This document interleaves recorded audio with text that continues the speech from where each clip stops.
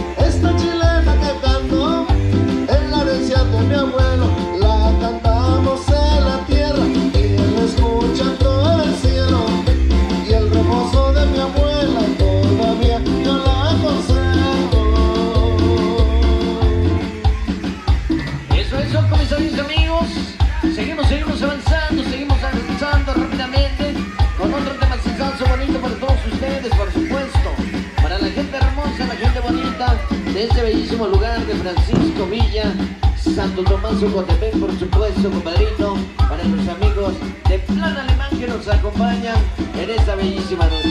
Vámonos con música, compadrito, para todos ustedes, compadre. Dice llamarse de la siguiente manera, el ritmo de sus amigos, Juan de Dios y sus teclados, compadrito, dice de esta manera.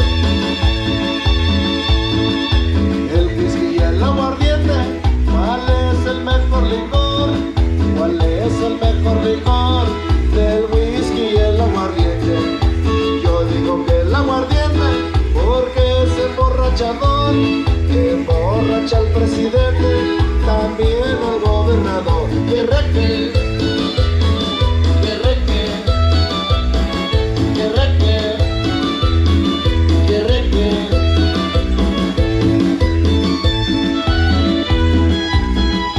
Y así se baila.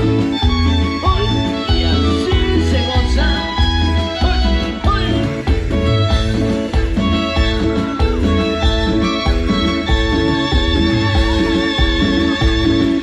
Qué buena la cervecita para el que está desvelado, para el que está desvelado. Qué buena la cervecita. Yo prefiero un tequilita, quedó mejor palichao, quedó mejor palichao. Yo prefiero un tequilita. Que reque, que reque, que reque, que reque. Y qué bonito se está manera, qué bonito se goza, mi gente hermosa. Juntos, eso no más. Y ahí vamos de nuevo, otra vez. Cuando la muerte se inclina a llevarse a los mortales, a llevarse a los mortales. Cuando la muerte se inclina, no vale la medicina y vidas artificiales y los caldos de gallina con todos sus materiales. Que reque, que reque, que reque, que reque.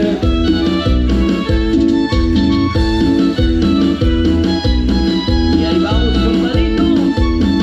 Sabor, sabor.